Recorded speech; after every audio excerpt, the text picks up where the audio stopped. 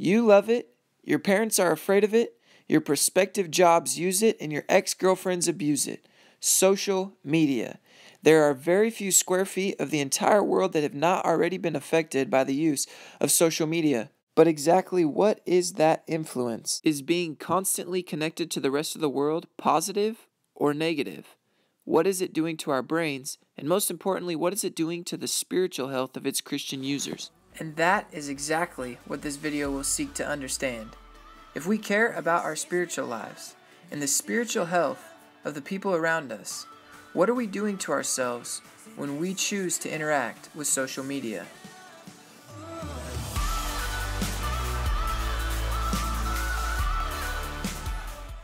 The logical question is to ask who I am and why I'm interested in this. Well, my name is Daniel Spaite.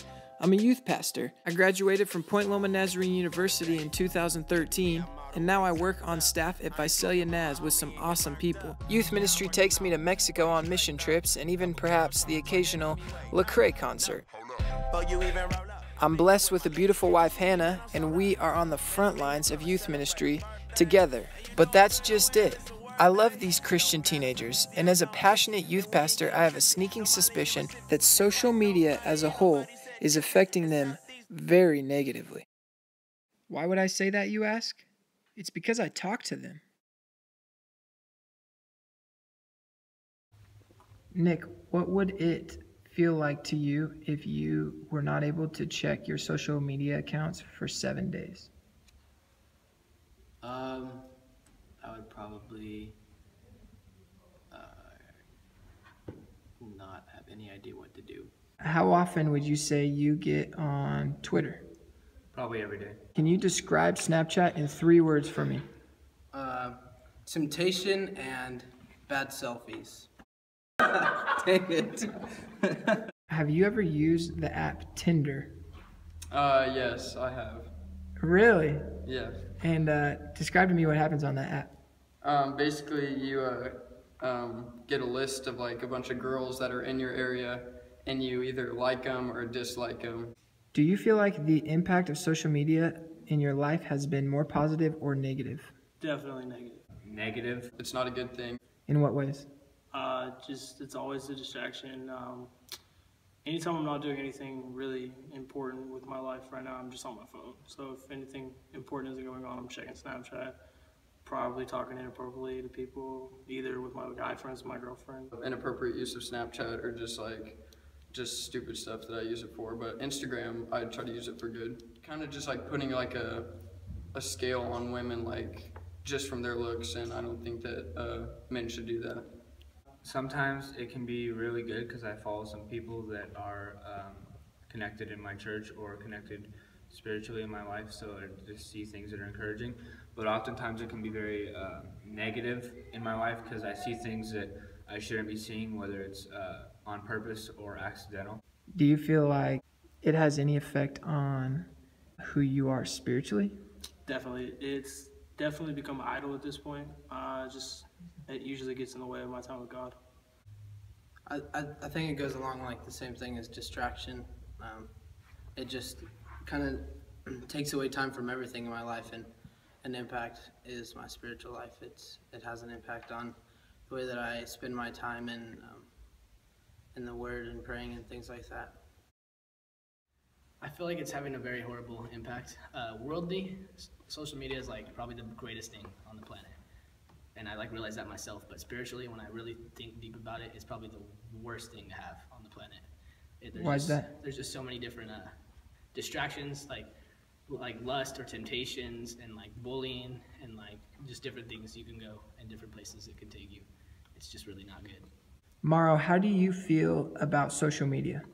I feel like social media is somewhat of like a bully system, basically, that gets behind people and that people don't really realize that it's there because a lot of the younger people have it and a lot of the parents don't know that what really goes on behind the screen. So just like it's kind of like a shield in a way that you can say your words and don't have to see the person in the eye and don't have to see what they're going through after the fact of you saying something. So that would be like basically 90% of what goes on in social media. Do you feel like you are your true self on social media?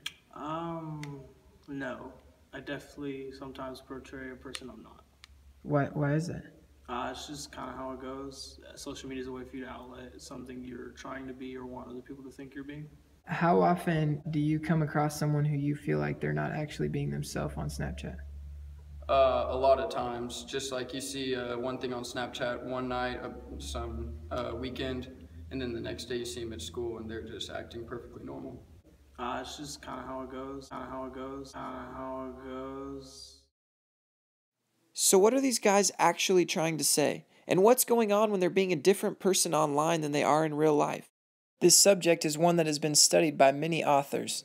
It is something that Dana Boyd refers to in her book, It's Complicated, saying that this has been something that teenagers have done for a long time, changing depending on what environment they are in.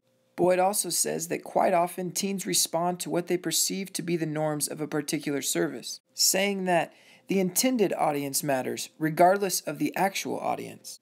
However, in her book, #Stolen, Jessica Frowland says that many teenagers are very frustrated with who their friends portray themselves to be on social media.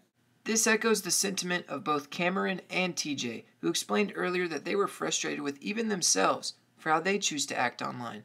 But it can't be all bad, can it? It's true. Computers and technology have given us an ease of life that has never been reached before. Cell phones, text messaging, and now some of these media can connect us with literally anyone we need to be connected with in the entire world at any time. We can shop for any necessary things at an instant, connect with childhood friends that we haven't seen in 30 years, and sometimes we even express our political opinions and perhaps even sway people to understand and agree with us. Some of our grandmothers are even on Twitter. Talk about connected. And 76.1% of smartphone users have downloaded Facebook on their smartphone. It makes us feel less lonely if we interact with people online. Moreover, on Facebook, someone can share thousands of good things like great statuses or scripture. Instagram can publicize church events quickly or share beautiful moments in an instant. Snapchat gives a voice to the misunderstood word messages of the 21st century. Twitter allows venting without explosion.